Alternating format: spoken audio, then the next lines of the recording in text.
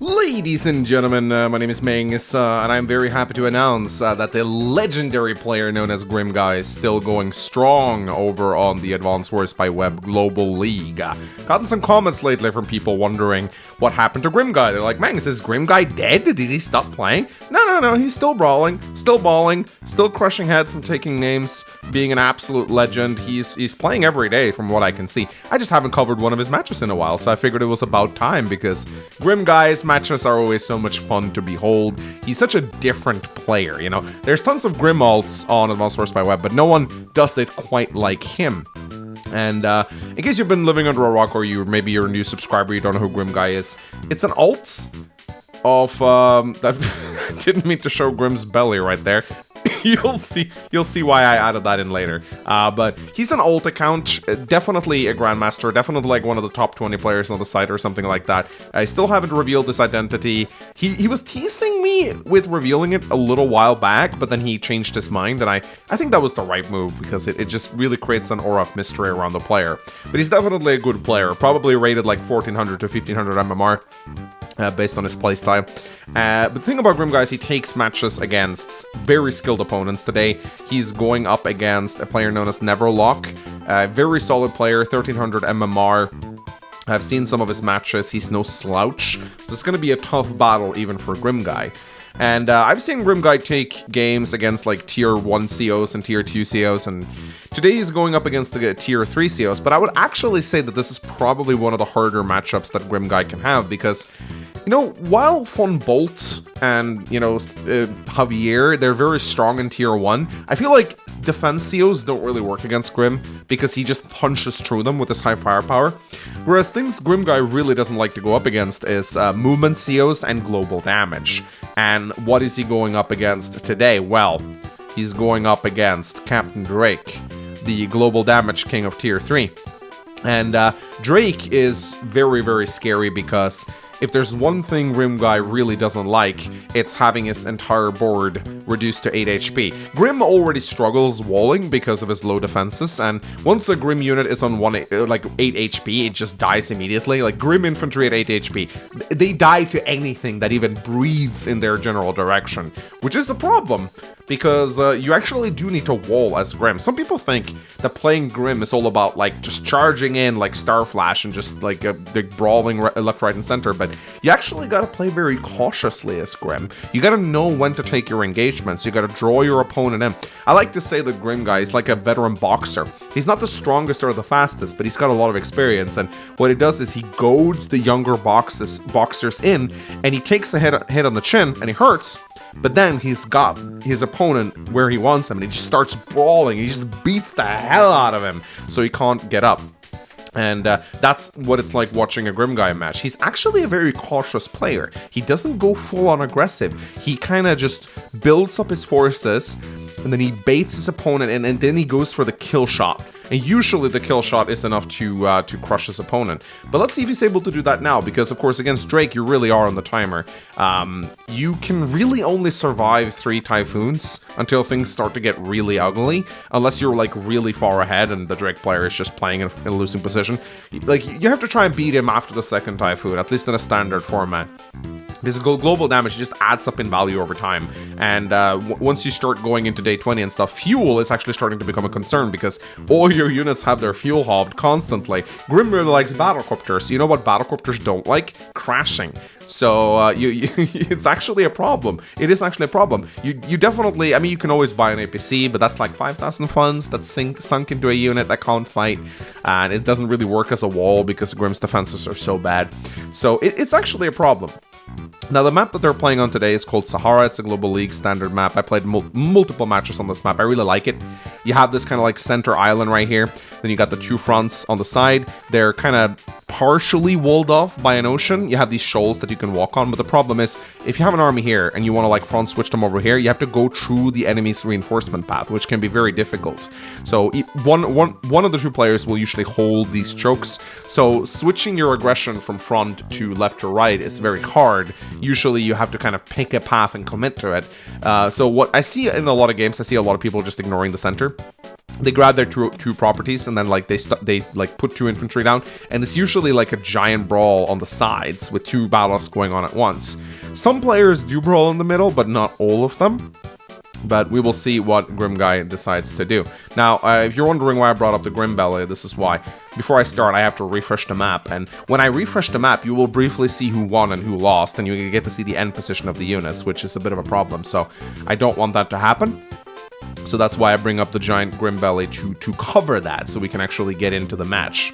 So, because you do need to refresh sometimes when you view. I'm not using the replay viewer anymore. I'm actually viewing the match on the site itself, because the site has gotten many upgrades as of late, and it's not as unstable as it used to be. There's still some error messages here and there, but it's a lot better than it used to be, and I actually prefer using the site now, because we get these lovely little sound effects. And we get to see a lot of other cool things, like we get to see how much time they had on the timer. This is a global league match, so 15 days, not exactly very exciting. I don't think Grimm guy has played any live matches. At least I haven't seen him playing live. I hope he does, though. Whenever the live league rolls in, I hope we get to see Grimm guy on it, because, I mean, he has admitted that he's not a great live player, and he did actually play in the Grandmasters live tournament in Season 3, and he was okay, but he definitely says that live is not his strongest suit. He's a very slow and calculated player, which is why I enjoy playing on the Global League. But Grimm guy opening up a tank right here. Pretty common on Sahara. I've seen some people open artillery, but it's a very scary thing to do. Neverlock responds with a tank. And Grimm guy decides to go for this property right away. You kind of want to secure the middle properties as soon as you can. You don't want to hold it off for too long. He's also sending some units to the side here. The tank usually goes into the center. Although Grimm guy actually seems to be sending it over to the right side. I like to build my tank from this base and like park it here on this property.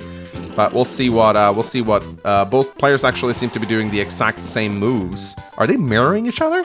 I think they're actually mirroring each other. I guess they both got their openers. I mean, I suppose the best openers are already figured out on Sahara. You can see both of these players. This is a very recent game, by the way. It was played just a few days ago. So the meta is going to be very updated with this one. So, Grimm guy going for the Com Tower. I'd say Com Towers are pretty good for Grimm. Getting that firepower up to 40% is pretty dangerous. Combined with his CO powers, it usually tends to have very, very good numbers and allows Grimm guy to get those one-shots, which he really needs. Grimm guy takes a little bit of a hit on the chin here to this infantry. Not really that big a deal, though. He can bring in his own tank in to stop it. He has a tank here as well, which is really nice. Neverlock moving his tank over to the right-hand side here. More tanks out from Neverlock. You can build artillery against Grimm, but it's very scary because you need to make sure your walling is proper. And if a Grimm guy sees a single weakness in your wall, he will usually just punish it pretty hard. But Grimm guy, since his tanks now, he has 3 tanks into the center here, so he's applying a lot of pressure. Neverlock needs to be careful. He might not get these 2 properties, or he'll get this one most likely, but maybe not this one. So Grimm guy is setting himself up for a brawl in the center here, which is cool to see. Neverlock gets a bunch of captures this turn, also going for his Com Tower, and now building an artillery, so scary thing to do against Grimm guy, but if I know Grimm guy well enough, I think he'll just respond with an artillery of his own. Grimm guy is actually pretty fond of building artillery when he gets the chance to. He doesn't just go tanks, but he usually doesn't build artillery until his opponent builds artillery. So we'll see what he decides to do.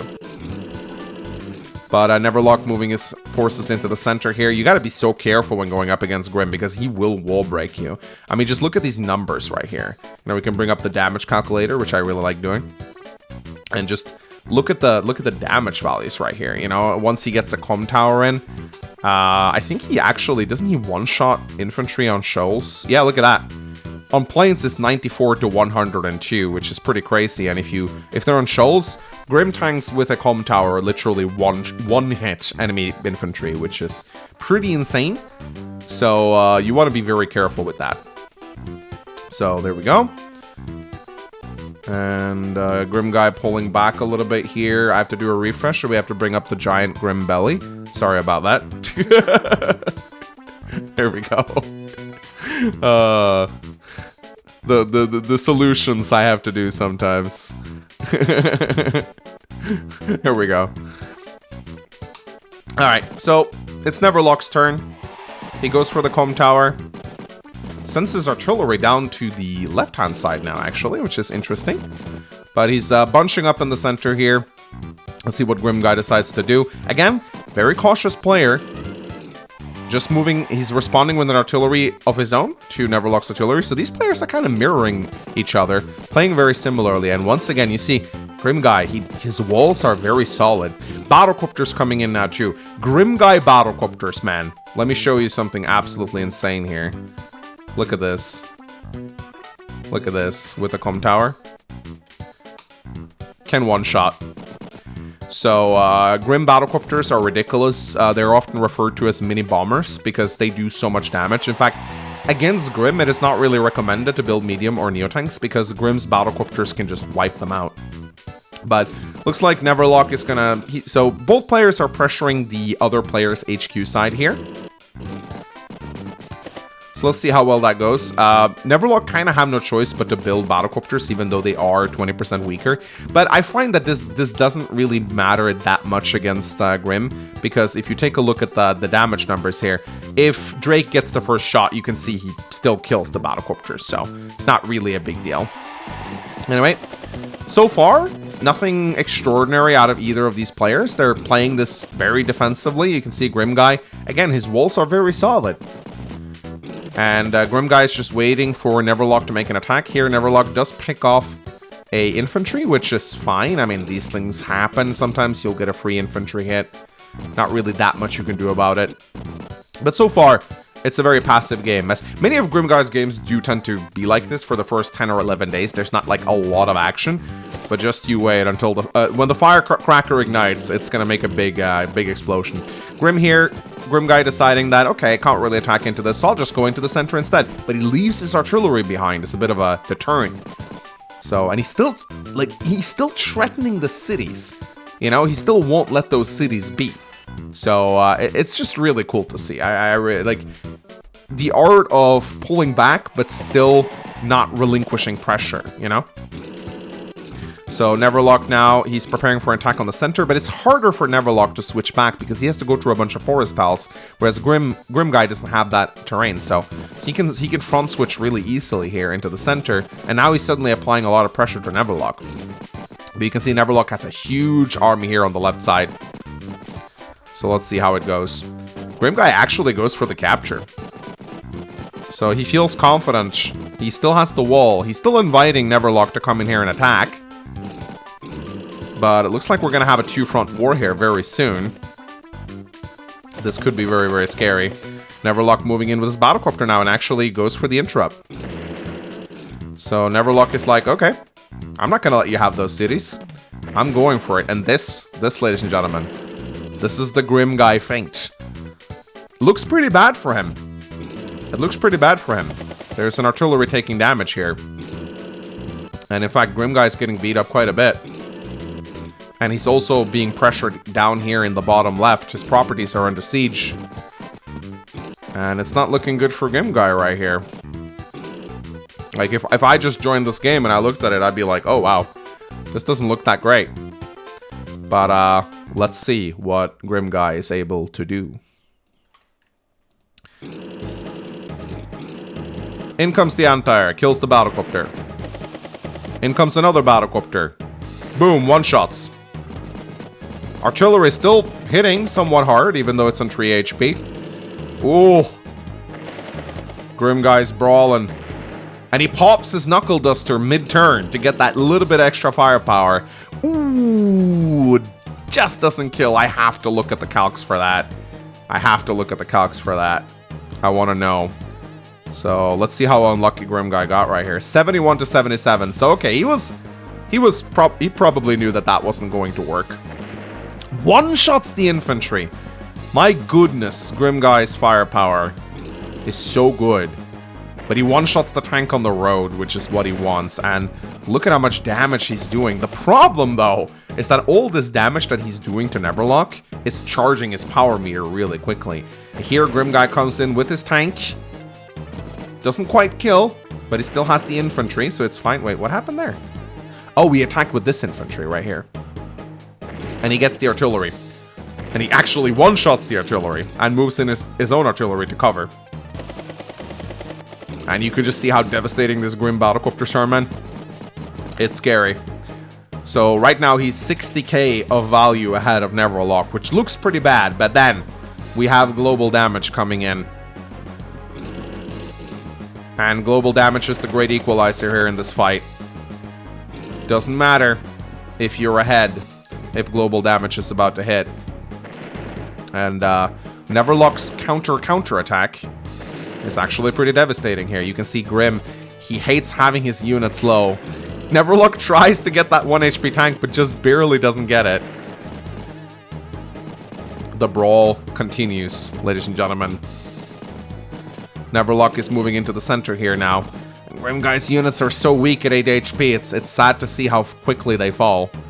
And suddenly, they're a lot more equal. But Grimm Guy's not done brawling yet.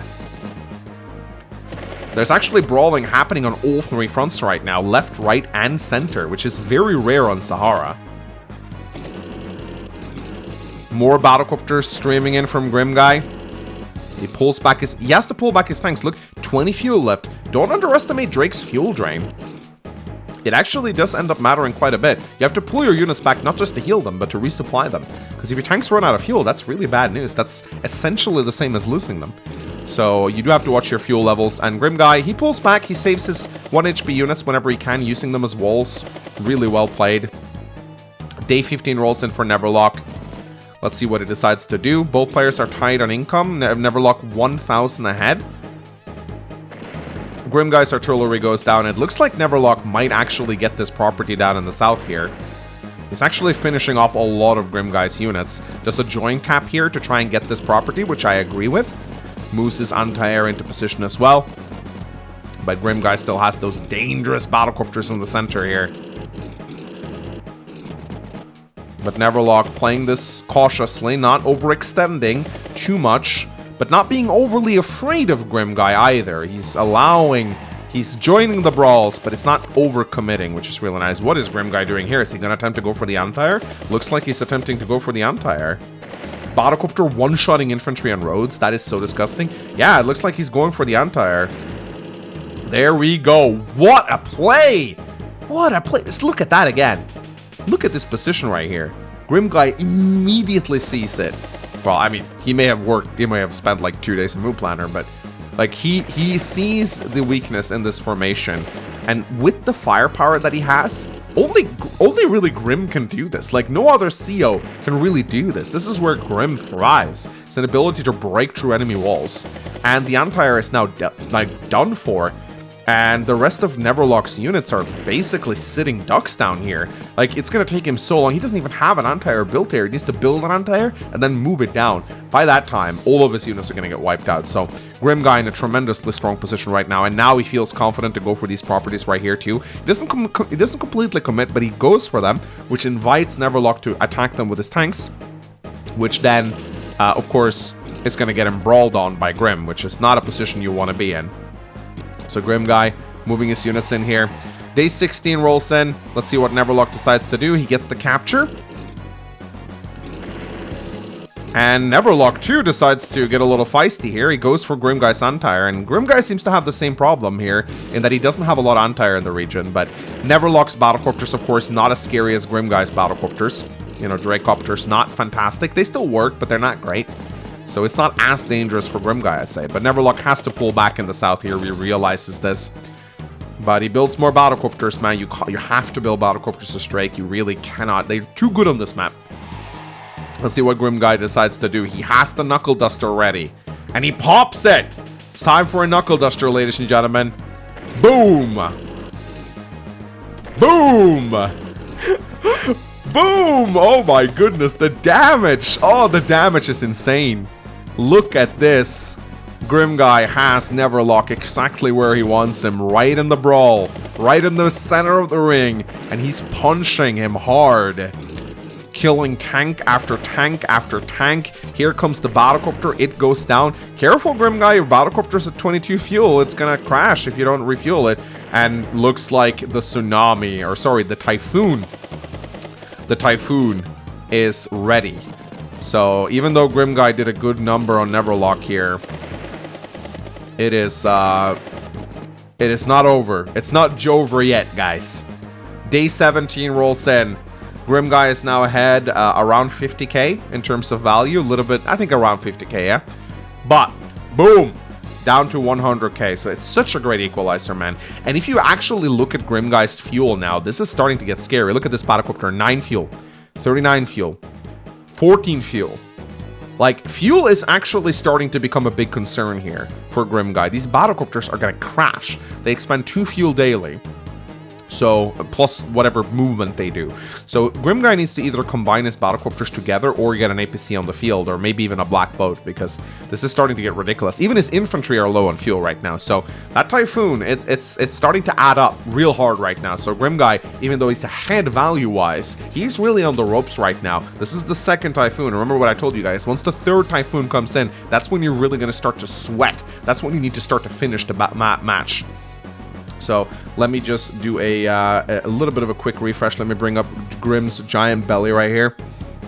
So there we go. And booyah. We are back, ladies and gentlemen. Sorry about that. All right. So it's time for Neverlock to counterattack. He's going to pick off a bunch of Grimm guy's weakened units right now. And this turn kind of hurts for Grimm guy. This is not good. This is not good. His units are scattered all over the place. The global damage has reduced their effectiveness so much. And it feels like Neverlock is kind of just picking off scraps right now.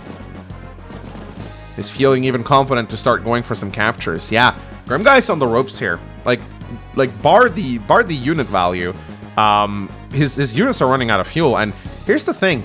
Having more unit count is usually a very good thing, but against global damage COs, it may not always be as good as you think, because global damage scales exponentially with the amount of units on the battlefield here. So even though Grimm guy has like an 8 unit count lead on his opponent, soon to be like 10, 11 as soon as he builds units, that just means he's going to take more damage from Typhoon. But Neverlock has popped his Typhoon twice, which means that it is now twice as, like, it's 40% more expensive than it used to be. So it costs 88,000. So we'll see. We'll see how long it takes before the next Typhoon comes in. Grimm guy definitely has a couple of turns before the next global damage comes in. And he's gathering up all his forces, playing this very safe, honestly. But Neverlock keeps finding holes in his defenses here.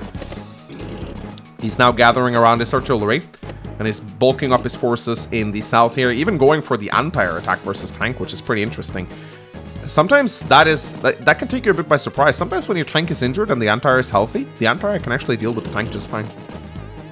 But Grimm guy now, he's forced to pull back to resupply his troops. Look at this tank. It has 15 fuel left. If he doesn't pull it back, it's just going to be stuck there and be useless, so...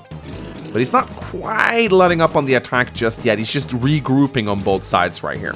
A little bit of an error message. That is fine. So another regrouping from Grimm guy. He surrounded Neverlock's battlecopter here, which I find kind of hilarious. But Neverlock, he's still taking the engagements whenever he can.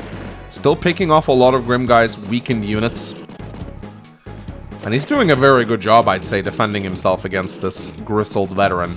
I mean, they're probably both veterans, but Grimm guy definitely seems like the more experienced player in this match.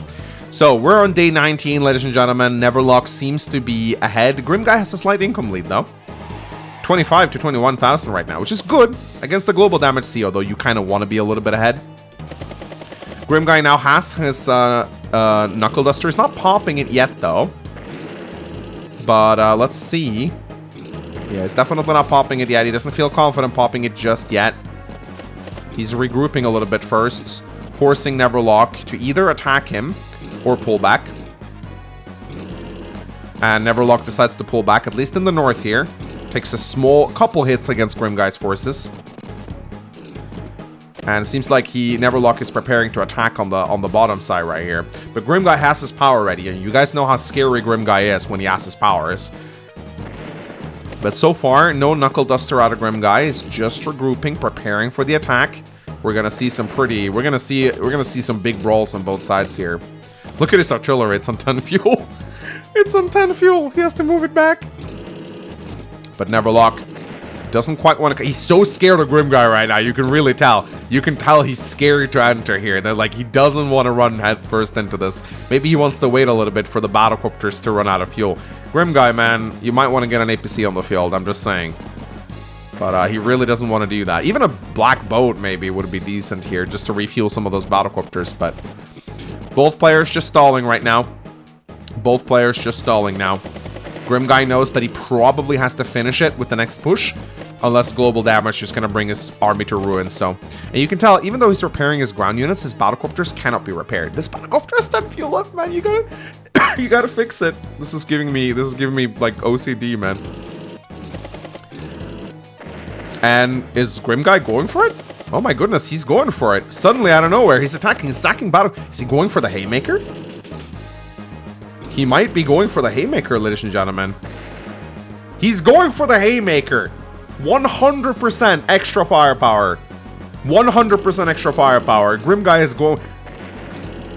My goodness. Here he comes. One-shots the tank.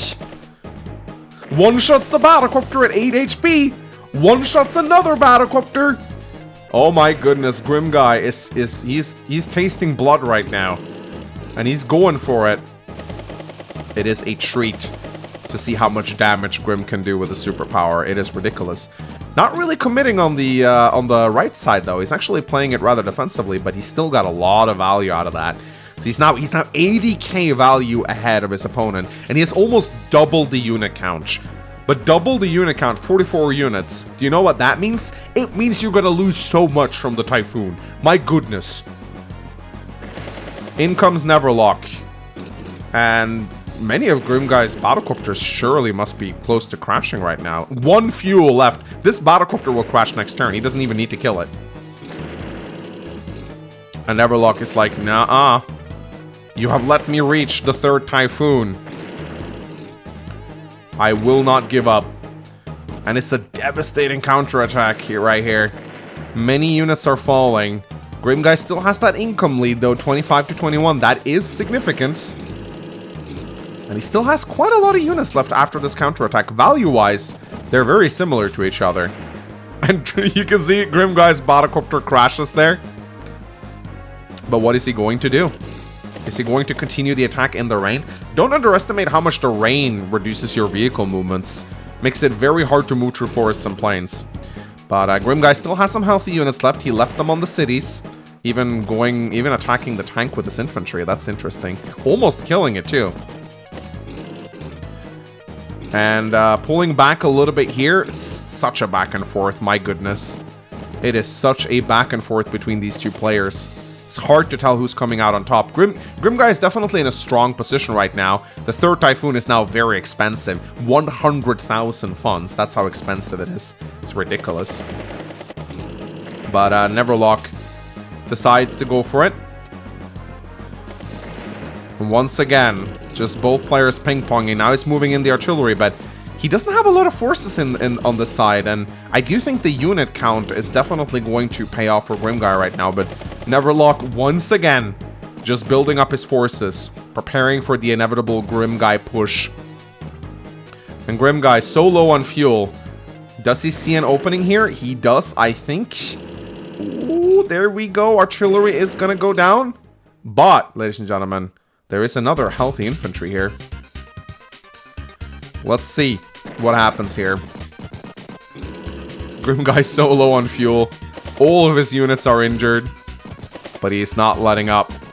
He's boxing up his units on the right side here. And day 25 rolls in. Let's see what Neverlock decides to do. I think he's very weak in the north here. He just doesn't have that many units. And Grimm Guy now has 2 healthy artillery. So this is going to be tough. But in the south, there's also 4 healthy tanks. So Neverlock needs some kind of answer to that. He's not going to get his Typhoon quite yet.